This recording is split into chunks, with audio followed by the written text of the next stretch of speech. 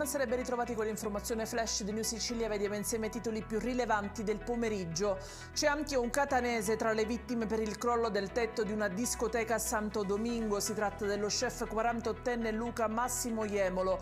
I dati parlano al momento di 218 morti e di 189 persone estratte vive dalle macerie. Il primo DDL regionale per l'educazione sentimentale, affettiva e sessuale consapevole porta la firma del Movimento 5 Stelle. È stato presentato oggi all'Ars. All'interno anche la creazione di un osservatorio regionale permanente e una campagna educativa diffusa tramite social per la prevenzione sui femminicidi. Attivazione di nuovi posti letto e abbattimento delle liste d'attesa sono i piani futuri dell'ASP di Trapani dopo l'arrivo di Danilo Faro Palazzolo come direttore generale. Per il cronoprogramma dettagliato si attende intanto la prossima riunione fissata per il 6 maggio.